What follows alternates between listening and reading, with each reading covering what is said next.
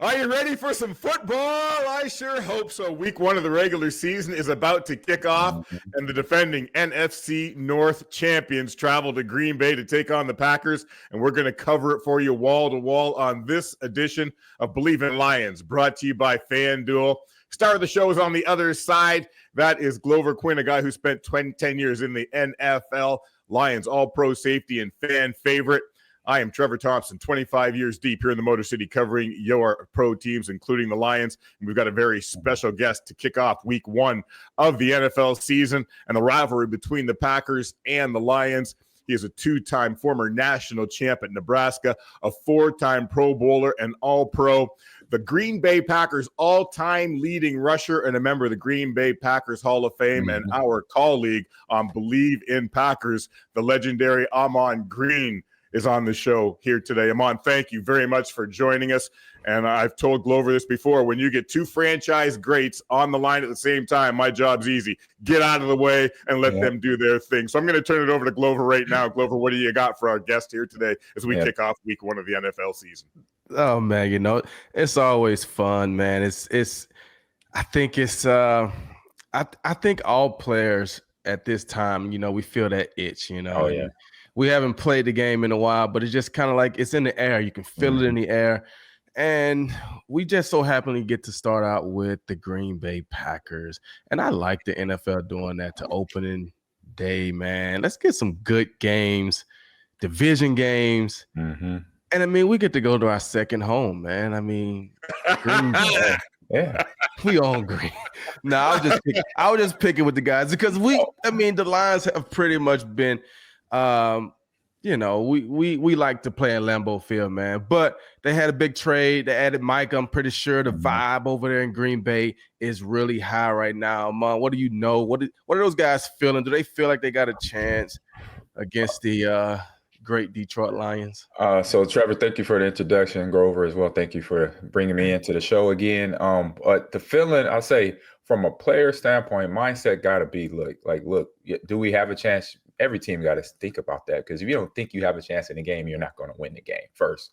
So now getting the addition of Micah comes in, it just brings a different atmosphere, only because he's one of those players that, if healthy, you gotta circle him on the whiteboard or on the iPad now. You got to make sure, okay, on this play, who's responsible for number? I guess he's wearing number 1. Who's responsible for this guy right here? So you got to make sure you know where he's at all time. That was something Dorsey Leffens told me when I was on the field my first time playing against Tampa Bay. He said, number 47, John Lynch, make sure you know where he is. Because he's that type of player. He's a potential future Hall of Famer. So you got to know where he's at all the time on the football field. And because he can hurt you too. Oh, yeah. If you don't see him, probably like Glover, you don't see him coming, it's gonna hurt when he hits you. So all that right there then pulled into the fact that he was a former Cowboy, who's also another rivalry of both. I say both teams because they're in the same conference. That right there just brings in just one hell of a kickoff to the season for both of these teams. And Grover, you're right. Detroit has been dominant right now at home in Lambeau, at home in Detroit. So it's just a game right now for the Packers. They you know what? If they come in, can play good football, create some turnovers, because sometimes the start of the season, this is where everybody's a little rusty on the offensive side of the ball, right? Defense always shows up first on any roster. Right now, offense could be a little slow, and that's where our defense could eventually get that. I say reason why we picked up Markin to get that sack total going. And so that would kind of be my thing, because coming out of Dallas, the reports were and I guess they were trying to justify it by saying Micah doesn't play good against the run, he's a pass rusher, things like that. But the Cowboys getting what's his name, Kenny Clark? Yep, they got Kenny Clark and 2 first rounders. He's known as a good run stopper. He is. So on paper, it would seem like Green Bay got a little lack in the run defense, but they picked up some pass defense. But playing against the Detroit Lions with Jahmyr Gibbs, David Montgomery, and then Micah having this what I'm saying back injury, how do you think these guys are going to hold up, against the Lions running attack? Because I think we look at the Lions as a passing offense, but I think their run game really gets them going. It opens up things for Jared Goff. So they're going to lean on Jahmyr Gibbs and David Montgomery. How do you think that D line is going to be able to hold up against the run game? That's what I say. That's what I know, and that's what we know as players, right? Because when the pass game is not there, I say that's why Dan Campbell's got those two guys back there, like you said, Gibbs and Montgomery. And so I've seen that last year where they would just, when I say they, Gibbs and Montgomery, just take over a game because Jared's just not having that, not having him and the receivers are not working, right? And so now then you look to your defensive line as a defense and your linebackers to say, oh, hey, we need you to slow these guys down. We need you to, make a stop, but it's not doing it. You got a good outfit. You got a pretty good offensive line, and you got, Sam Porter, tight end, that is a blocking tight end, also is a great receiver off the line of scrimmage. So when you have that combination, that's where trying to stop Detroit offensively because of conundrum. It makes it tough because they have dogs at all the positions that know what they need to do. Jameer is the speed guy, and Montgomery is the smash guy where he's going to truck you 3 yards in the count of dust and then do it again. So for the offense, for the defensive line for Green Bay, they do have a couple. Obviously, now they got somebody that's new in there, Kobe Wooden, Devontae Wyatt was there. And so adding Parsons, if he's going to even get on the field with the back tightness, that's just the biggest question for me. And I mentioned that already to friends and family of mine. Be like, look, remember, he's been standing on the sideline, not only because he wanted to re-up with Cowboys. He also wanted to because he had back issues either, just a little back tightness or whatever. What level that's on right now is really, I say we wait and see, because he doesn't have, if remember training camp, what's it all about? It's getting those football legs. And so he doesn't have that right now. He's been on the sidelines watching and spectating just like everybody else. That might be the case, Ahman, but if you go to FanDuel right now and you check out the odds for the Defensive Player of the Year, he is the #1 guy, odds-on favorite at plus 500, and right behind him is Aidan Hutchinson at plus 750 right now. Those two guys are going to impact this game if Micah plays. Those two guys are going to have a huge impact on this game. Which one can have a bigger impact, in your opinion, coming into this? I say to keep it real, keep it honest. Hey, right now, Aidan coming off the bench. I mean, he coming from a broke leg. That heals fast, and he was probably done. He could have came back during the playoffs sometime last year. I think it was spoken upon that because he had the injury so early in the season. So right now, I would say Aidan, because I know he's firing up to come off the line against anybody. But now it makes it even easier that it's a rivalry in terms of Green Bay and Lambeau Field. I want to ask you a question about that rivalry. So the last 6 games, let's take, the Lions are 5-1, including 3 straight wins at Lambeau, some big ones as far as developing the culture of this team, developing that winning attitude, knowing they could go on the road in a big game and get it done in a place like that. How pissed are the Packers right now? How motivated are they to get this done against the NFC North defending champions in their building on the opening week of the season? Motivation's at the top of that stadium, just so you know, to get a win in any capacity, because they know that we can at least split with these guys right now. That's a win. That'll count somewhere down the line during the season, because if this division is as tough as it's going to be, if Caleb and the crew down in Chicago and in Minnesota and JJ can then finally, get something started out there, even though they lost the quarterback, Sam, out to Seattle, then we talked all season about this division. This is one of the toughest division in the NFL right now. And so if all those teams are hitting their stride at the same time, come to November, December, as Glover knows, that's playoff push time. And you got to be playing your best football. And so it's going to be interesting, come the end of the season to see what goes down and see who's the last man standing in this division. And right now, I mean, I said this on some podcast prior to this one, that I said right now, this was literally the day before the trade went down. It's still my liking, because Detroit has been doing it for the last 5 years, right? So it still goes through Detroit to get the NFC North Division title with that team. But it's still, now we got a contender, if he could be healthy and help out this defense. And then it's a whole nother, team that's coming out on that field defensively. Yeah, I think, I'm looking forward to see how the Lions attack Micah. Honestly, like you said, he hasn't been in training camp. He doesn't have the football legs right now. Let's test out that back. Let's see, can he hold up? And he's going to be amped up off of apple juice and Lambeau Field. Everybody knows that. So running at him in the first quarter, he may make a couple plays and be excited. but the Lions are going to keep going. And can he hold up in the fourth quarter, after he's got ran at 40 times? And that's what I'll be interested to see. But I'm pretty sure, adding a guy like Micah just, gives that defense, that secondary, some confidence. And you were right. It does give you that person that you have to account for, that you have to make sure that you know where he's at, because he's one of those guys that can be on the field for 4 or 5 third downs and make a huge impact, sacks, forced fumbles, things like that. And so you definitely got to account for him. But tell me a little bit about, what's going on with Jordan Love and the receivers and, the offense coming out of training camp. We don't see a lot of those guys in the preseason. They don't play as much. Who is somebody over there that we should be like, okay, this is a guy that Green Bay is looking to take the next step and be a player for him? Yeah, I would say, they didn't, obviously with the thumb, little scratch on his thumb, he didn't get a lot of time to throw the ball to his guys. But I say a receiver that, the back end of that Detroit defense has to be aware of. And then one guy they already know is Romeo Doubs. He's been a guy since day one. He's not the flashy receiver. He doesn't do a whole lot other than get open. And that's one guy. When I saw that pick a couple years ago when he got drafted, when they drafted all those receivers, picking him, he was the one guy I could tell that he had fundamentals down from everything from route running, getting off the ball, knowing when he has an inside lineup and how to release from that.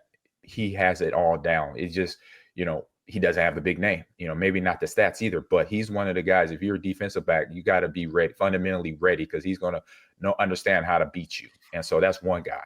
Then the next guy is the draft pick out of Texas, Matthew Golden. He's a guy, just along with his speed, he's going to be in the back of some of the DB's mind that's going to be in Detroit covering him, because when you got guys that can separate, and this, Glover, having a fast receiver that understands route running, and I believe he does have a good knowledge, but he's obviously going to get better being in the league, not just use his speed to get open. He's going to understand how to use his body, how to use leverage, read the coverage pre-snap.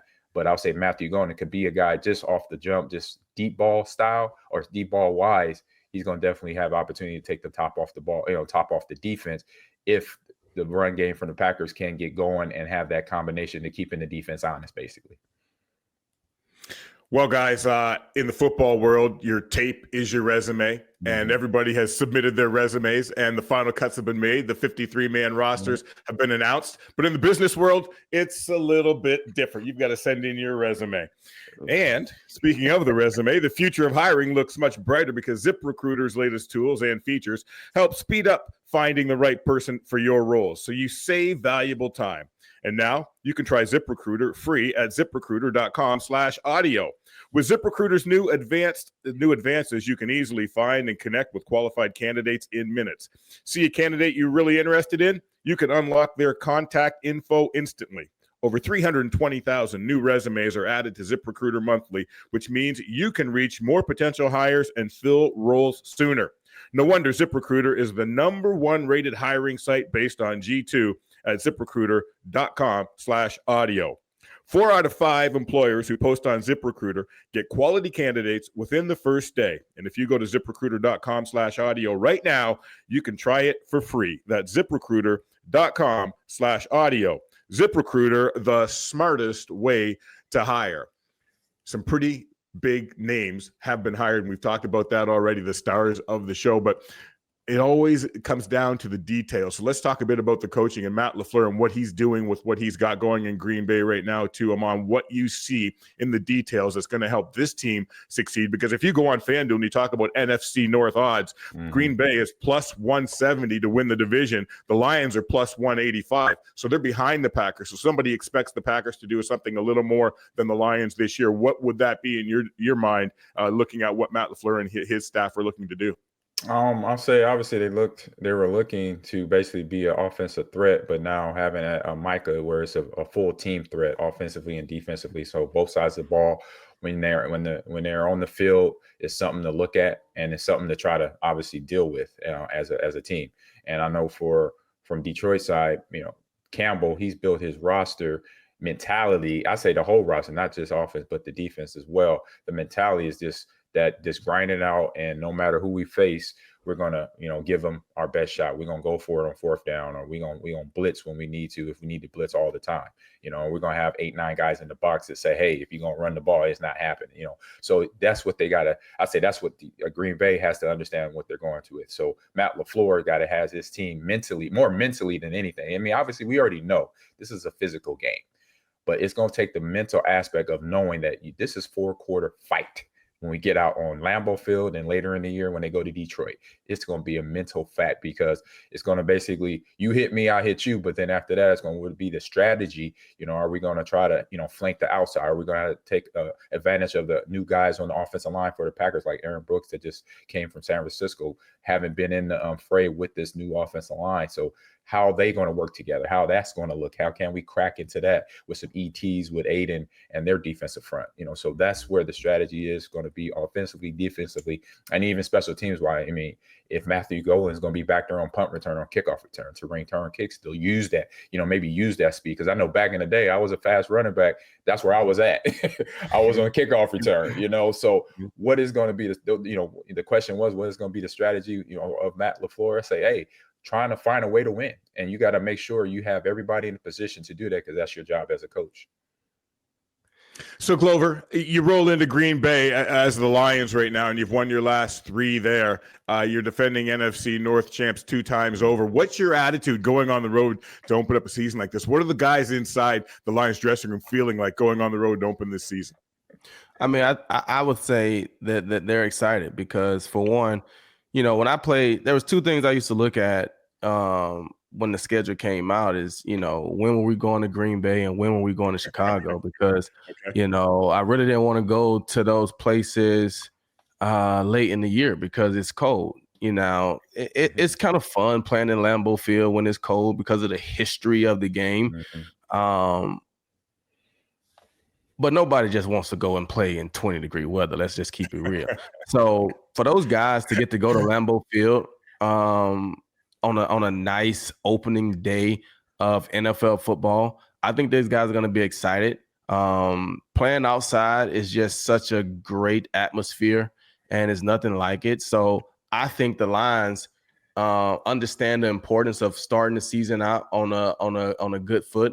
There's new coordinators there. The players are excited. It's opening day. Everybody's excited opening day. Opening day is probably the fastest week of football. I mean, the guys are just, if you watch opening day, flying around, it is like unreal. The intensity that guys are playing with. It's like dogs being let out of a cage. So I know, seriously, I mean, opening day is a real day. These guys been working all off season for it. And, obviously Aidan's going to be amped up, but Micah's going to be amped up. And I think, I think the NFL got this one right, man. I looked at a lot of the matchups this week, man. I think it's some really good matchups. And, Green Bay, Detroit to start the season off, both of those teams are probably, like you said, those are the teams that are favored to come out of the division, and we getting to see it week 1. Like, somebody's going to be 1-0 and somebody's going to be 0-1.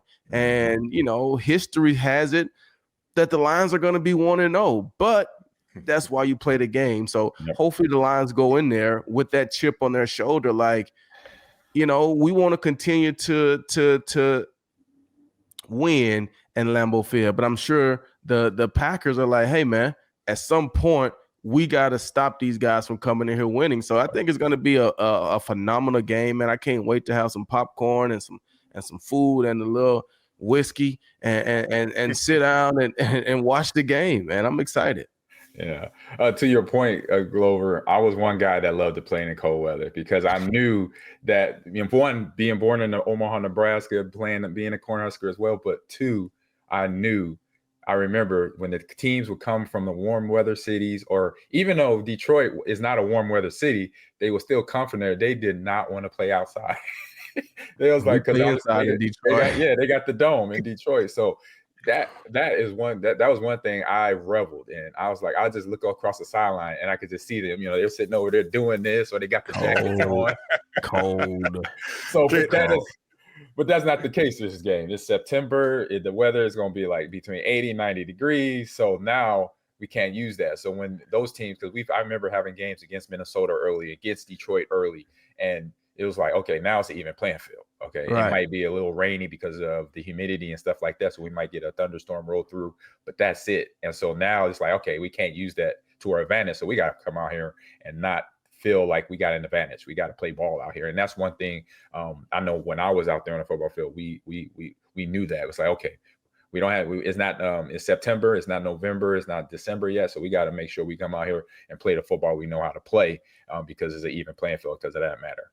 Can I tell you guys something? And this is no no bit of hyperbole or anything at all. The literal truth. The coldest I have ever been in my life. A night game in December, Lambeau Field. This goes back to the days you were playing. I was covering the Lions on the road. They let you come down before the end of the fourth quarter to go on the field and do your interviews. Standing on Lambeau Field that night is the coldest I have ever been in my life. It came up through my feet, up through my body, up through my head. I never got warm the whole ride home. It was unbelievable, unbearable. And I look up in the stands at Lambeau Field. You've got the guys bare-chested with their chest painted. I'm like, what are these fools doing? I don't know how you did it all that whiskey that Glover that whiskey, yeah. Passing that flask, Glover. It'll take a little nip to keep you warm down there. I'll tell you, that is cold. Yeah. That is cold. Yeah. I used to love it. I'm gonna be honest. I'm a Southerner, but I'm a football fan. So growing up as a kid, I watched the Green Bay Packers on TV playing in the snow and the ice bowls and things like that. So if I was gonna ever have a cold game, I wanted it to be in the historical stadiums. I didn't want to play cold games in Cincinnati and Cleveland. Like, I didn't want those games. Those games feel extra cold. Playing in Chicago, the Windy City, playing in Green Bay, Lambeau Field, when it's cold, at least I feel like that's a part of history. Like, man, I had a cold game in Lambeau Field, right? That's a whole lot better than saying I had a whole cold game in Cleveland. Like, bro, it was just unbearable out there. It's different. It's different.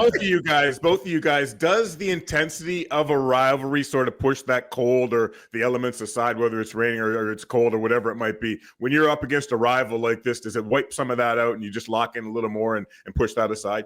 100%. Or is cold just cold? No, it's 100%. You don't, the factors of the game. Watching the game, I think it was either last year or a couple years ago where Detroit came to Lambeau. They were in the all white out jerseys and and pants, and it was cold. I was in the stands, and it didn't matter. They had the 2 turnovers that helped them win that game. They came to play football, and so I was like I said, we couldn't. It was different. It was different out there. So if you have the mentality, and I'm pretty sure that's where it came. That mentality came from Dan Campbell. It's like, we don't care. It could be 0 degrees or negative 100. We don't care. We're gonna go out there and play football, because when you watch Detroit play ball, that's how they play. And so that's a huge factor for them. And so hopefully that factor can get turned up a notch for the Packers too, because that's the mentality you got to have out there to win a division, to go through different teams, whether rain, sleet, or snow. If it's 100 degrees, if it's -2, you got to go out there and play ball. And I would say it's going to depend on who comes out the locker room the best, because when you're playing cold games, it's a lot colder when you're losing. It's a lot warmer when you're winning and you're playing well. So if you come out the locker room and you guys get off to a good start, it's going to feel a lot warmer out there.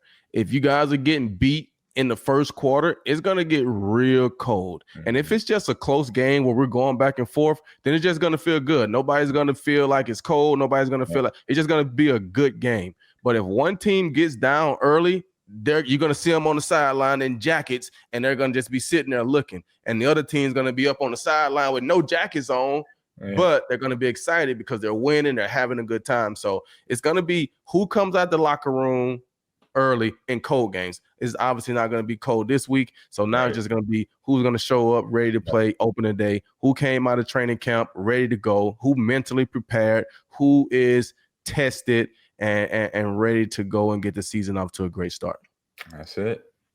Can't say it better Hey guys, myself. another brief aside, guys. All of us guys are public figures, and we really want to watch our identity and protect our identity because we don't want to get hacked by the hackers out there. We know what it's like in this media world right now as far as that goes. Delete Me makes it easy, quick, and safe to remove your personal data online at a time when surveillance and data breaches are common enough to make everybody vulnerable. Data brokers make a profit off of your data. Your data is a commodity. Anyone on the web can buy your private details. This can lead to identity theft, phishing attempts, and harassment. But now you can protect your privacy with Delete Me. What do data brokers do? Well, your name, contact info, social security number, home address, even information about your family members could all be compiled by data brokers and sold online. The New York Times Wirecutter has named Delete Me their top pick for data removal services. As someone with an active online presence, all of us do, privacy is really important. Have you ever been a victim of identity theft, harassment, or doxing? If you haven't, you probably know someone who has. Delete Me can help. Take control of your data and keep your private life private by signing up for Delete Me. Now at a special discount for our listeners. Today, get 20% off your Delete Me plan by texting PRO, that's P-R-O, to 64,000, 64000. The only way to get 20% off is to text PRO to 64,000. That's PRO to 64,000. Message and data rates may apply. And you guys ever been hacked like that? I have. I have. Man, I'll tell you, man, this is a vicious world out here. It's almost as tough as being out on the football field. Yeah, but you can put your hands on people though on the football field. Right. Yeah, they got laws against that. Like, where are you going? I got you now. Hey, Ahman, I wanted to get back on something you kind of glossed over earlier, and that's Jordan Love with that left thumb, had a procedure on it, didn't get all the reps he might have wanted in the preseason and training camp. Where's he at? You look at an offense like Detroit has the last couple of years, number one offense in the league. He's obviously going to be in charge of running that offense there. Where's he at right now? How do you rank him among quarterbacks in the NFL right now, early in his career? What are your thoughts on him coming into the season?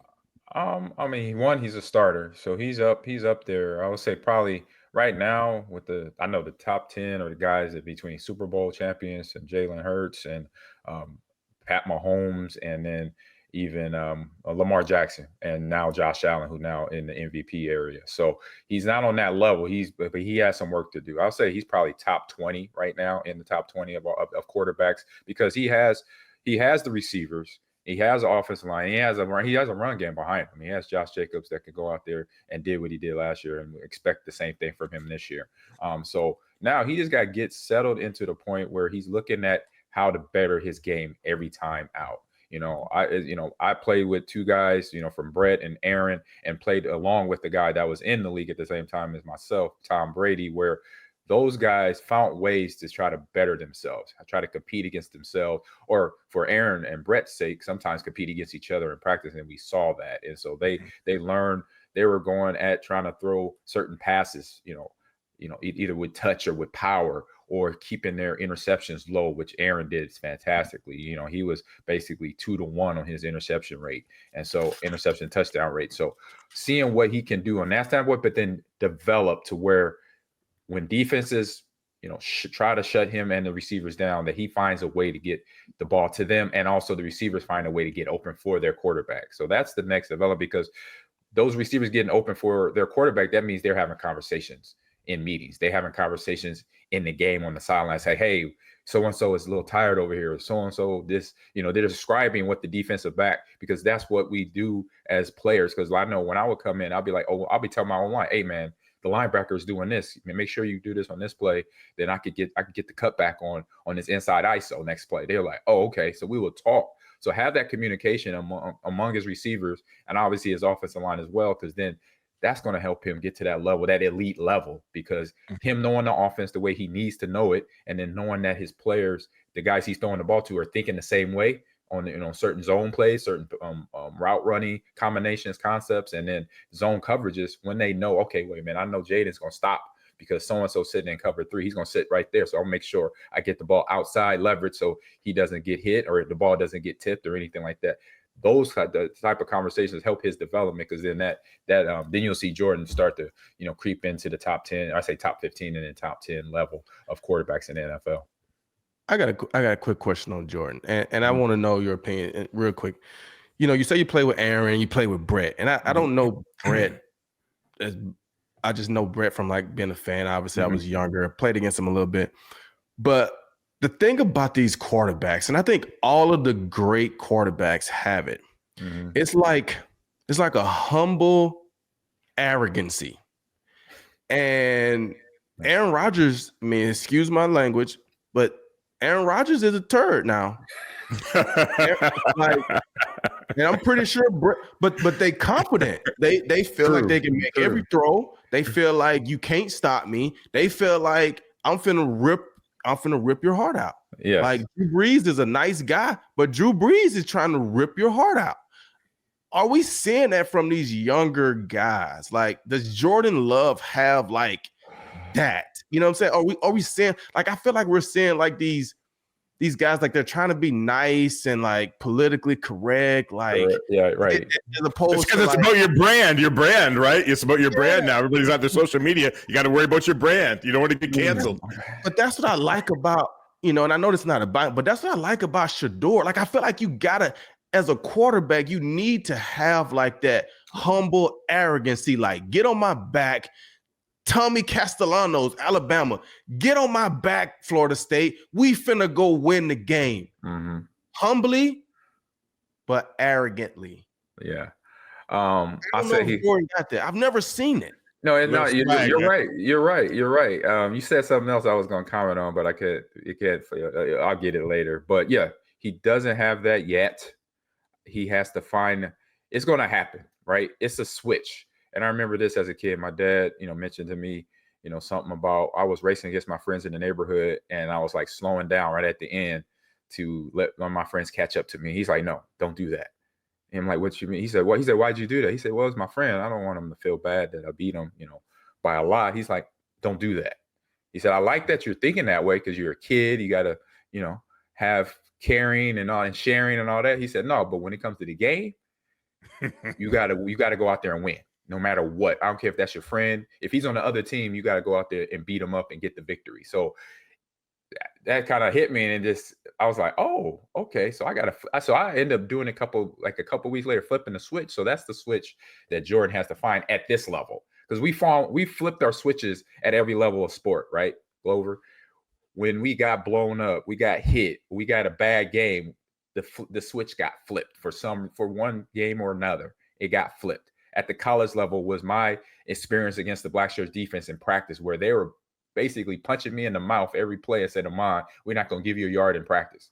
You got to earn a yard, bro." And then when I start earning the yards, then they shut up, and then they're like, "Okay, he's that dude." So that's what's got to happen to Jordan. It's going to be a moment where he has a terrible game. The receivers didn't get open. He's had bad games already. Defenses have forced him. And those are the games he has to look back and say, okay, how can I? That's what I was talking about in development. How can I get better from this game? Because Detroit has been that team. That team where that I talked about those 2 turnovers last year in the cold game. He had one where he was falling back on his back foot and threw the ball right to the DB. Like that play for me, I'm going to look at it as, okay, that play cannot happen to me again as a quarterback for this team. So he has to find those plays and find the motivation out of it. Because what I used to do as a running back, I used to basically tell myself that there is no defensive front, especially no D-line, no linebackers, and definitely nothing against defensive backs for you, Glover. But there's no defensive back that's going to stop me by themselves. When I'm running the ball, it's going to take 2 or 3 guys to take me down, period. And so that's the mindset is when I throw the ball, when that ball's coming, and like Brett used to tell me, when I throw the ball to my receiver, it's the 18-yard comeback, he's the only person to catch it, and I'm gonna try to break his hands when he catch it. So telling me that about his own teammate, he wants to break his teammate's hand. It's like, that's how fast and hard I want to throw the ball, because I know that defensive back is going to try to come and break on that ball and get the pick. Now, if he's going to try to catch it, it's going to break his hand. So I'm going to throw it hard as I can. So I'm like, okay, he's been down that route. He had his moment that made him flip that switch, be like, hey, I'm that dude. Let's go. Let's win. And so when he would get in that mentality, when I'm talking about Brett now, I got to know him enough to where he didn't have to say nothing. I could just see it in his eyes. I'm like, okay, listen, I'm gonna jump on the left shoulder. Everybody just come on with me. We're in this game right now, and the Brett is about to take it over. So that's where Jordan has to find that. It's gonna be a game, or it's gonna be a comment. It might be something in the presser that pisses him off, and in the back of his head, he's gonna be like, okay, I got to come do this, because the top quarterbacks have that. Josh Allen, he's been through that. Lamar Jackson's been through that. We know Pat Mahomes definitely been through those moments already. That's why he's a Super Bowl champion, because I believe it. What you say is true. And Tom Brady, if anybody, he's the one of ones that he is a jerk. When you get him on that field, he will get in your face. He will be like, I'm pretty sure, Glover, Tom Brady got in your face, be like, I'm going to throw this ball on you right in front, and you ain't going to be doing nothing. When the quarterback does that gets the rest of the team going. It's like, oh my God, then it's a problem. So you're right. Trevor, you're right. It's a culture right now where everybody's looking at branding, and it's like, wait a minute. This is a game that is, one, is physical, and two, you're out there to prove a point sometimes to win. You got to prove that point. If you don't do that, you're not winning. And so that means if you're not the best of what you do, not the best quarterback, you're not a receiver that can get open, then that team is going to know that. They're going to sense that. Because I know how how defensive guys talk to me. I remember guys be like, Ahman, you're going to fumble this play. I could hear him from across the line of scrimmage. We're going to get you. We're going to get you right here on the 5-yard line. We're going to fumble the ball. Sometimes they did do it. Then other times it's like, I got the touchdown. It's like that mental battle that is out there between players. Because I remember DBs would be the only ones talking to me. I could hear them, and they'd be like, 8:30. You're going to fumble the ball next play. And I'm like, what? Why are you talking to me right now? And that's just the fun part, but also it's a mentality and a strategy to try to get in guys' heads. They're just street rules. And so that's where Jordan got to get to that level, to where he's going to be, when he get on that field and in certain moments, he's got to be that dude. And I agree with you, Glover, that he has to find that switch. He's not there yet. Glover, did you talk a little smack out there? Were you a smack talker? He's a DB. He's a DB. A little bit, he said. A little bit. Yeah. Not a lot. But a little bit. I would just, a little bit. I would say that. Yeah, I would say DBs talk, period. It could be a little bit, or it could be a lot of it. But if it's a little bit, hey, they do. I would say that. That was my experience. You have to earn the right to talk, and both of you guys did that. And as far as the swag goes, both of you guys have the swag. Give you an opportunity to have one more thought each on what we're going to see this Sunday as we kick off Week 1 in a rivalry match at Lambeau Field. You go first, Ahman, our guest here today. Yeah, so real quick, I said Green Bay, they want to win this game. They got to play clean football, but Detroit is not going to make it easy, and so they got to know that. Go out there, play clean football. Detroit's not going to be easy. They could come away with a win. And if they come away with a win, it's only going to be by 1 or 2 points. I'll tell you that right now, because the way I've watched Detroit over the last 5 years under Dan Campbell, they don't let no team come away with it easy. And unless there's a big injury somewhere offensively or defensively, that's it. So if they're going to win this game, play clean football. That means no turnovers. And when you get points, take them. If it's a touchdown, if it's a field goal, take the points and try to make some big plays. If they have Micah on that field, if he's got the scheme down, just give him 1 or 2 things. As his name, Halfley, the defensive coordinator. I'll say just right now, I would tell him as a coach, I'll be like, hey, just go to the ball. I'm not giving you no strategy, because I don't want you to think right now. Go to the ball. And so if he is able to play, tell him that, go to the ball, and then the defense to take care of the rest of the guys already been working together for 2 to 3 years. They know what they're doing. And so they have that opportunity to win if they do those things. Yeah, I think, it's gonna be a great game. I love the intensity that this game could bring. I think the Lions will show their maturity. They've been rocking together for a while. The core of those guys, Jared Goff, Ross St. Brown, the O-line. I think those guys are going to come out and show some real maturity on the offensive side of the ball. I think they're going to be real business-like. I think they're going to go into Lambeau Field and not take it for granted that they've won there, recently. And I think they're going to go mean business. I think Aidan's going to be excited to be back. I think the defense, the secondary, I've heard a lot of great things about the secondary coming out of training camp. And so I think the Lions are going to show that they are a really good football team. And I think it'd be a good first half just off of intensity and adrenaline from both teams. But I think the Lions will, pull away a little bit in the second half and probably get like a 7-10 point lead. Mm-hmm. Ahman, we had a new defensive coordinator, Calvin Shepard, on our last show here, and that guy had me fired up. I mean, this guy's infectious, and what he's going to do with that defense, I can't wait to see on the road to open this thing up. They're going to be ready. So just based on what I heard from him, I'm hyped for this game to see what that defense is going to do. We already know what the offense is going to do, and they're looking for another Lions victory in Lambeau Field. It's going to be a lot of fun. Next time they come back and we play here in Detroit, we'll have you on. We'll preview that one as well. We certainly do appreciate your time here on Believe in Lions this morning. The great Ahman Green, Lions legend Glover Quinn, also joining us here today on Believe in Lions, brought to you by FanDuel. Can't wait for week 1 and the rest of the regular season of the NFL. We got you started here on Believe in Lions. See you next time.